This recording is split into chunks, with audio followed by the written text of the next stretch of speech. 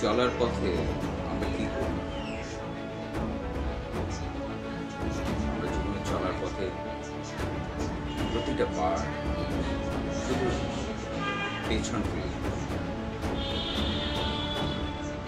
বর্তমানে বসে থেকেও অতীতের জাবর কাটে, ভবিষ্যৎ নিয়ে দুশ্চিন্তাগ্রস্ত হয়ে পড়ে। কেন? একটা উদাহরণ দিচ্ছি, হরিণ আর বাঘের গল্প। হরিণ কিন্তু বাঘের চেয়ে অনেক বেশি দ্রুতগতি সম্পন্ন, সেক্ষেত্রে বাঘ কিন্তু অনেকটা পিছিয়ে। কিন্তু বেশিরভাগ সময় দেখা যায় বাঘ কিন্তু শিকার করে ফেলে। কেন? তার কারণ কি জানেন? কারণ কিন্তু একটা, সেটা হলো হরিণ যতবারই স্টেপ নেয় প্রায় সময় সে পেছন ফিরে তাকায় বাঘ কিভাবে তাড়া করছে বা বাঘ কত দূর আছে। বাঘ কি করে? বাঘ কিন্তু আগে ফোকাস করে তার লক্ষ্যে, তার শিকার। তারপর সে অদম্য শক্তিতে অবিরতভাবে একটা লক্ষ্যে এক দৃষ্টিতে তার শিকার পানে সে কিন্তু ছুটে যায়। ডানে বাঁয়ে উপরে নিচে কোথাও কিন্তু তার লক্ষ্য থাকে না, তার লক্ষ্য একটাই, কিভাবে সেই হরিণটিকে, নির্দিষ্ট হরিণটিকে শিকার করবে। যার কারণে বাঘ বেশিরভাগ সময় জিতে যায়। তবে আমরা লক্ষ্য করি কিছু কিছু হরিণ কিন্তু জিতে যায়। ডিসকভারি চ্যানেলে এই শর্ট কিন্তু প্রায় দেখানো হয় যে একটি হরিণের সাথে কিন্তু বাঘ পারে। সেই ছোট হরিণ শাবকটি যদি পারে, গবেষণায় দেখা গেছে বেশিরভাগ হরিণ কেন পারে না, ওই একটাই কারণ, বারবার পেছন ফিরে তাকানোর ফলে।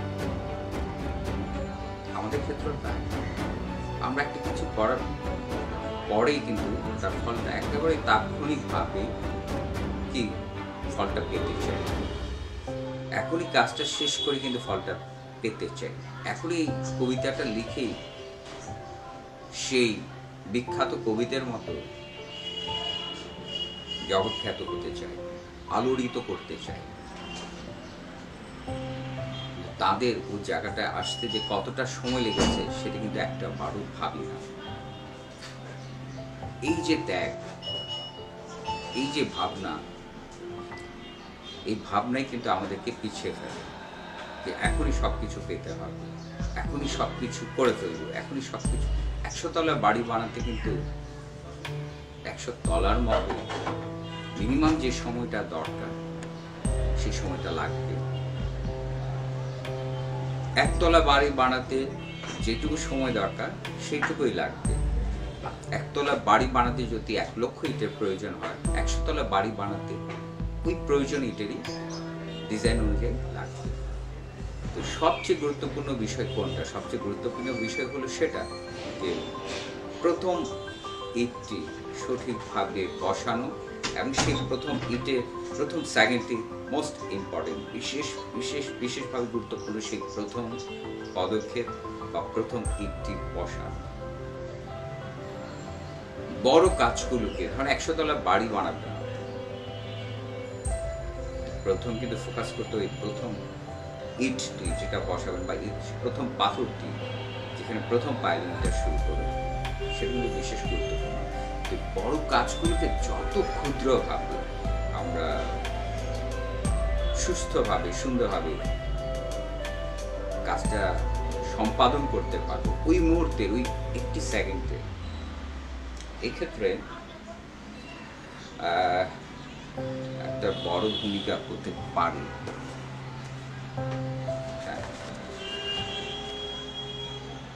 ধরুন এই একটি দাগ, এখান থেকে গন্তব্য, এখান থেকে এখানে গিয়ে শেষ হবে। আমাদের ফার্স্ট স্টেপ কিন্তু এখান থেকে দিতে হবে।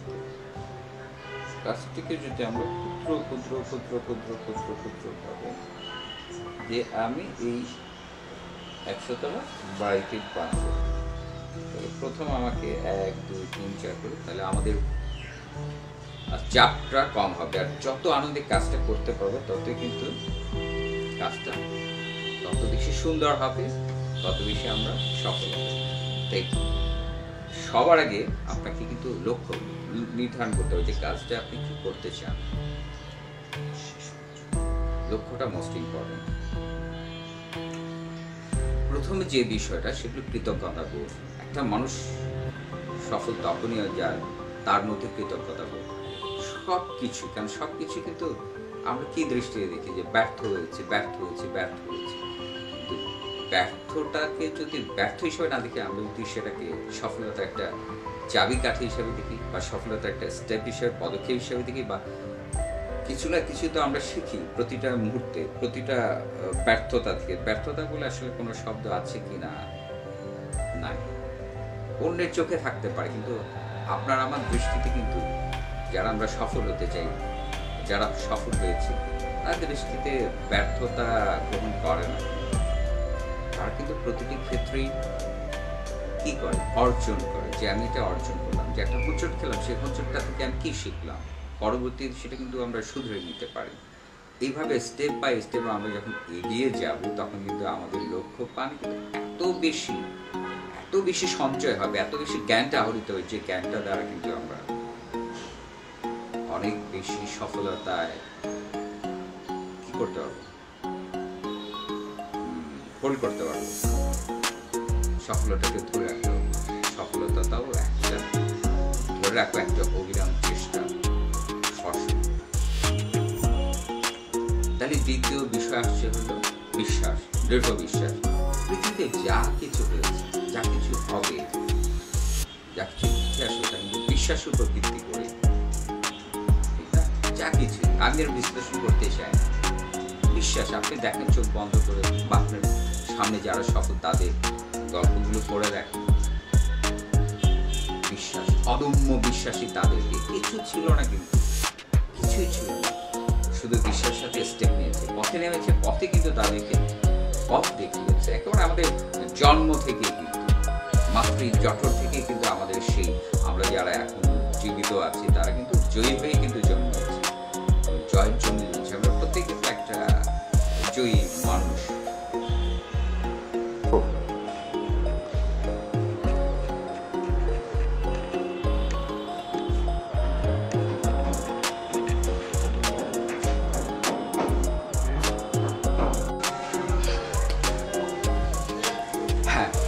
শব্দ, একটি সুন্দর শব্দ আপনার পৃথিবী যেমন নতুনভাবে গড়ে দিতে পারে, আর একটি খারাপ শব্দ, অল্প শব্দ আপনাকে ধ্বংস করে দিতে পারে।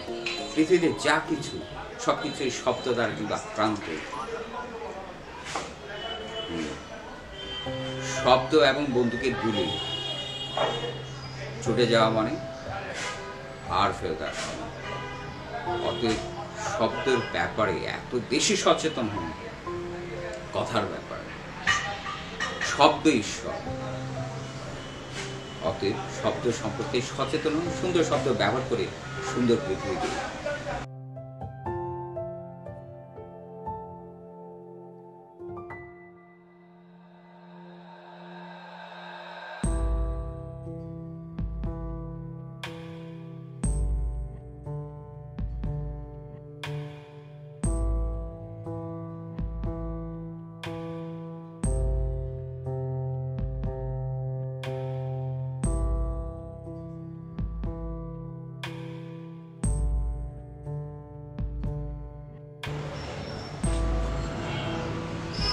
এবার হলো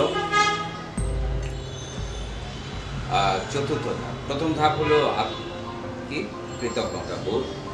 দ্বিতীয় ধাপ হলো দৃঢ় বিশ্বাসের সাথে অবিচল লক্ষ্যে পৌঁছে যাওয়া, লক্ষ্যে যাওয়া।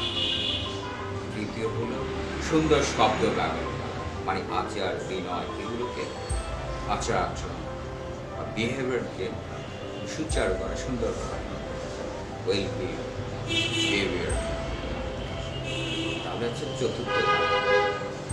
চতুর্থ ধাপ হলো একেবারে নিজেকে তৈরি করা। যেমন আমরা কি করি, ছোট্ট উদাহরণ, যে কোনো মেয়েকে ভালো লাগলো তার পেছনে আমরা ছুটতে থাকি, ছুটতে থাকি। ব্যক্তি বাগানের ফুলকে পছন্দ হলেও বাগানের ফুলটা ছিঁড়ে ফেলি, সেটা না করে আমরা যদি নিজেরাই ফুলের বাগান হয়ে যাই, বাগানে চাষ করি, তাহলে আপনার কত মৌমাছি, কত প্রজাপতি আপনার বাগানে আসবে। তো নিজের লক্ষ্য বাদ দিয়ে শুধু একটি মেয়ের পেছনে দৌড়ানো, তার চেয়ে বরং নিজের তৈরি করে অনেক মেয়ে তো আপনার পেছনে, অনেক মেয়ের মা বাবা আপনার পেছনে দৌড়াবে তাদের মেয়ের সাথে বিবাহ বন্ধনে আবদ্ধ করার জন্য। কোনটা ভালো?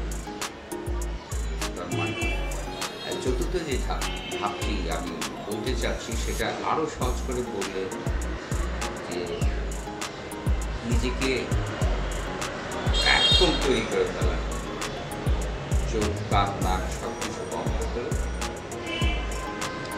তিনটা বিষয়কে সামনে নিয়ে এগিয়ে যাওয়া। আবার বলছি, কৃতজ্ঞতা এক, সব কিছুর জন্য, সব everything, thank God for everything, thank God for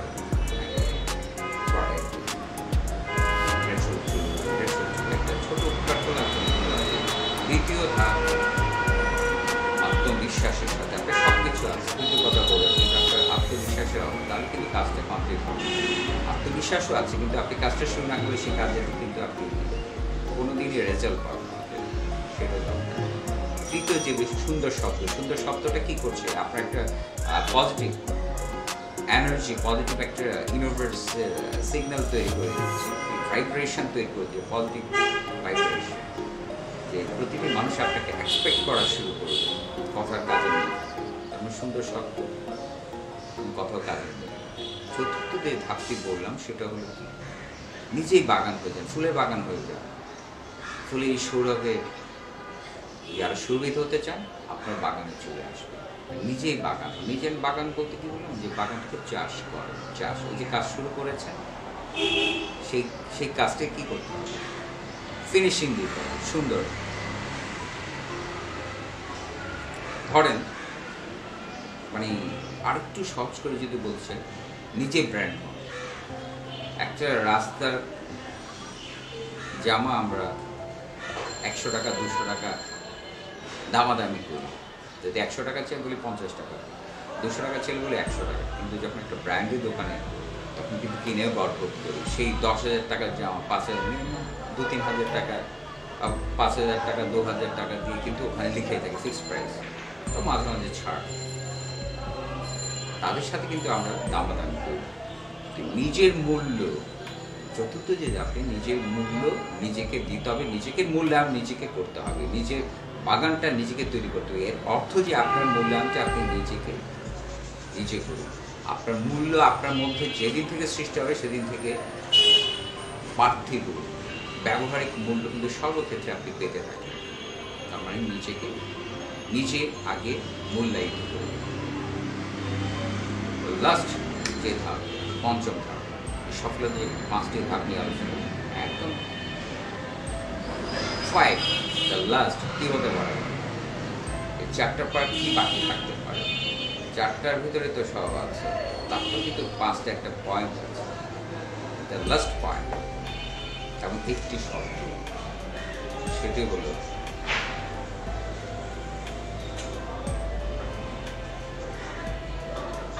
এই 4টা ধাপকে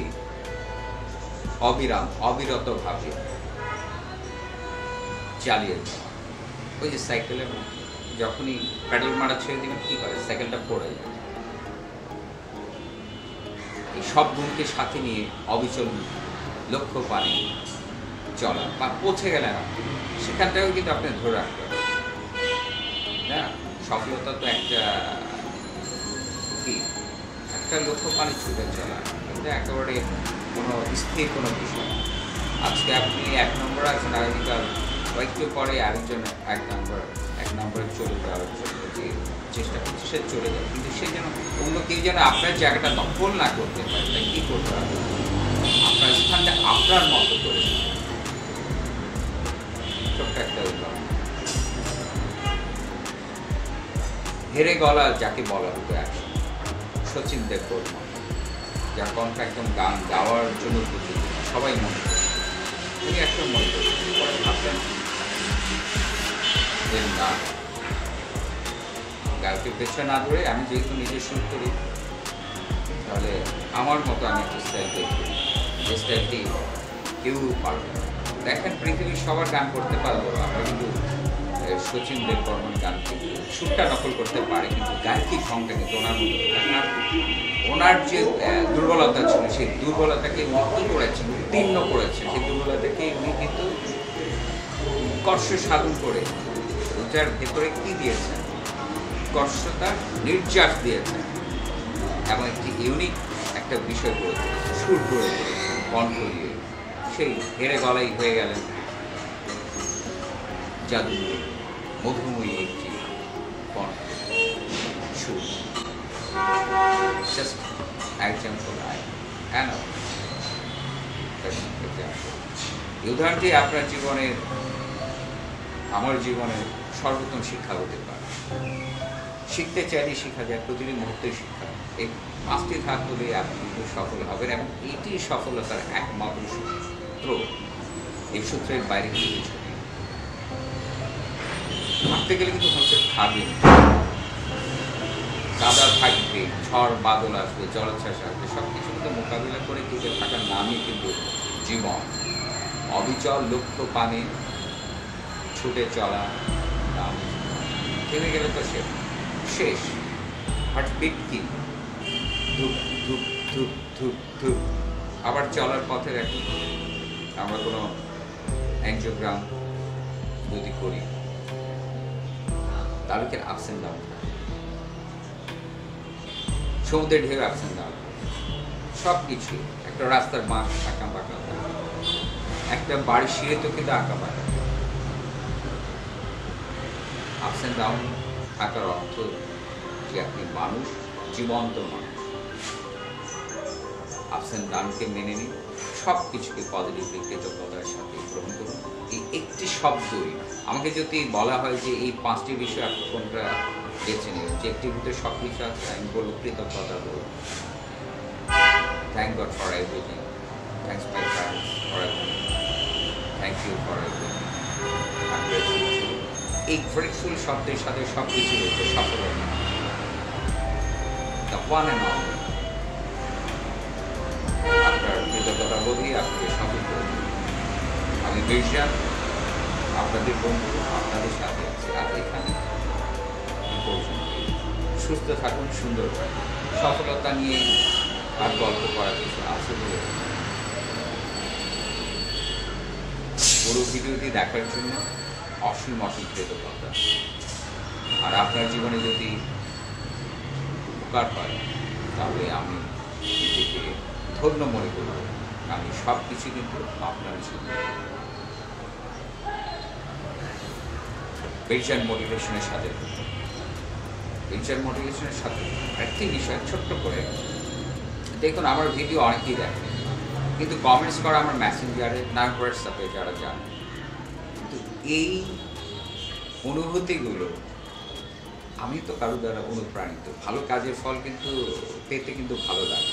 আমি বলছি না এখনই পাই, তো যারা মেসেঞ্জারে আমাকে নক করে বলছেন যে অসাধারণ হচ্ছে, অতুলনীয়, বা চালিয়ে যান, আছি স্যার, গুরু, ভাই, বন্ধু, তারা যদি একটু আমার সেই পেজে, আমার সেই ইউটিউবের যে কমেন্ট সেকশন, শেয়ার সেকশন দিয়ে যদি এগুলো লিখেন, তাহলে কিন্তু একজন আরেকজন দ্বারা অনুপ্রাণিত হতেন। শেয়ার করাটা কিন্তু অনেক দরকার। আমরা সবাই সবার সাথে ভালো কিছু শেয়ার করি, ভালোর সাথে থাকি সবসময় অবিরাম। আমি বিরজান আছি, এইটুকু সুস্থতা কামনা করছি সবাই। All the best, always be happy.